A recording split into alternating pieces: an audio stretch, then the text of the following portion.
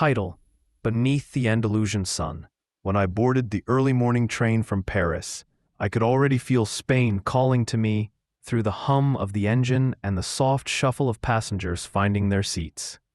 I had dreamed of this journey for years, a chance to lose myself in the rhythms of the South, where history breathes through every sun-drenched street and every note of a guitar carries centuries of soul.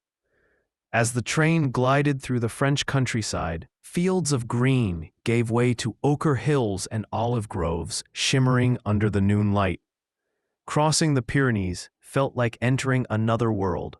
The air thickened with heat, the colors deepened, and somewhere beyond the border, a faint melody of flamenco guitar seemed to whisper through the carriage. By the time I reached Seville, dusk was painting the sky in strokes of orange and rose, and I stepped onto the platform with a heart full of anticipation.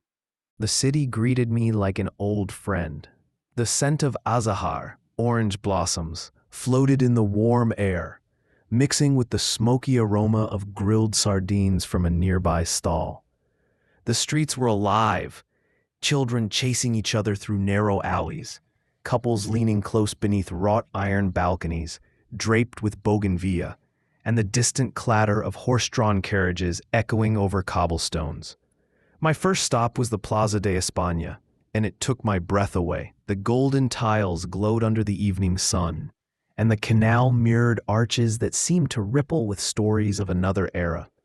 A busker strummed his guitar, the music spilling across the plaza in a cascade of passion and melancholy.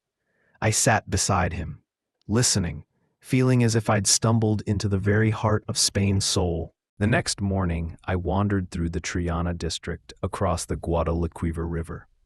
The neighborhood was alive with color.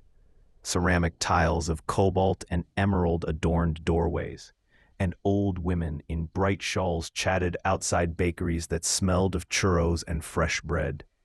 I stopped at a small cafe where the waiter greeted me with an easy smile and a melodic "Buenos dias." He recommended tostada con tomate y jamón, toasted bread with crushed tomato and cured ham, and it was perfection, simple, savory, alive with flavor. That evening, I found myself at a tablao flamenco, a tiny performance hall hidden behind a wooden door with no sign. Inside, the air was electric. A woman in a scarlet dress stepped onto the stage, her heels striking the wooden floor in rhythmic fury as a guitarist's fingers danced across the strings. Her expression was fierce, her movements sharp and raw. I didn't understand every word of the song, but I felt it. The pain, the pride, a heartbeat of a people who have lived fully and fiercely for centuries. Midway through the week, I took a train to Granada, climbing higher into the hills until the snow-tipped peaks of the Sierra Nevada came into view. The Alhambra awaited me. Its intricate carvings and cool courtyards whispered the memory of Moorish kings and lost empires. As sunlight filtered through the latticework, casting patterns across the marble, I felt an almost sacred stillness. The sound of trickling fountains seemed to merge with the murmur of time itself. Later, I wandered into the Albaycin, the old Arab quarter, where narrow streets twisted like secrets. There, I met an old man selling hand-painted tiles. He told me, in slow, deliberate Spanish, that each design had meaning. Love, luck, protection. When I bought one with a blue star motif, he smiled and said, "Para tu viaje, para recordar," for your journey, to remember. My final night in Spain unfolded on a terrace overlooking Granada. The sun sank behind the Alhambra, bathing the city in gold and shadow.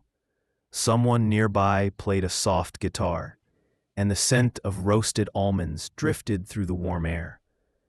I raised a glass of Rioja, feeling the weight of the week settle gently into my heart.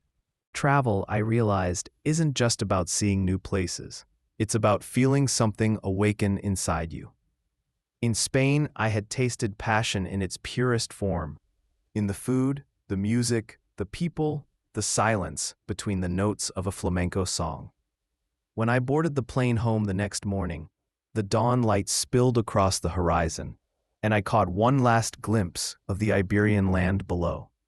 It glowed like a memory I knew I'd never forget, a land of sunlight and soul, forever echoing beneath the Andalusian sun.